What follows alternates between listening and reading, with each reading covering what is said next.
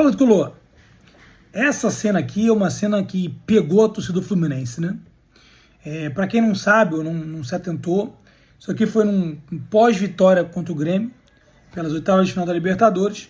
O André foi um dos últimos jogadores a sair do campo, e aí ele ficou sentado lá na trave, encostado, dando uma ideia de meio que uma nostalgia, um sentimento de despedida. Isso pelo menos foi o que passou para grande parte da torcida, né? E a gente sabe que não é segredo para ninguém que o André é um excelente jogador, que já poderia estar sim na Europa, atuando entre os principais elencos de clubes europeus, e isso não aconteceu, porque houve um acordo tácito ali, uma negociação apalavrada entre Fluminense, Bittencourt e o próprio André, de que seria interessante ele permanecer em 2023 para que o Fluminense conquistasse aí a sua primeira Libertadores, fato esse que aconteceu.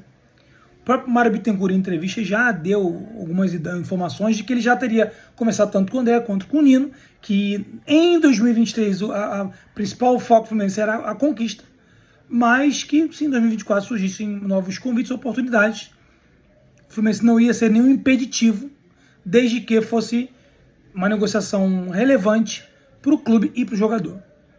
Saiu uma matéria hoje, né, mais cedo, hoje é dia 22 de agosto, falando sobre uma desistência do Fulham sobre o André. E aí, para quem não acompanha, o Fulham tinha pretendido 2 jogadores, o André seria uma meio que segunda opção. Ele contratou a primeira opção, então acabou sinalizando que não tinha mais interesse em fazer a contratação do André.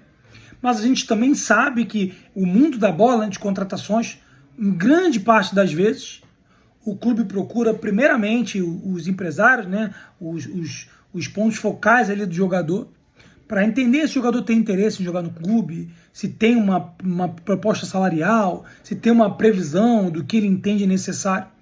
E aí o jogador, estando de acordo com aquela previsibilidade de informação, aí o clube interessado procura o clube formador ou que detém aquele contrato para tentar fechar uma negociação.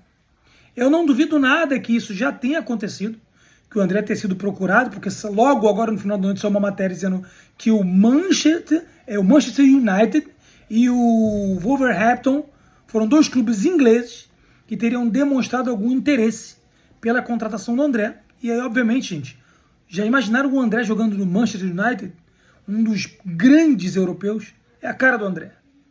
Então, assim, não me surpreenderia se dentro dessa semana, uma próxima, chegasse uma notificação Fluminense, um comunicado de que o Manchester United ou o Wolverhampton demonstraram interesse em contratar e tem capacidade de compra do jogador.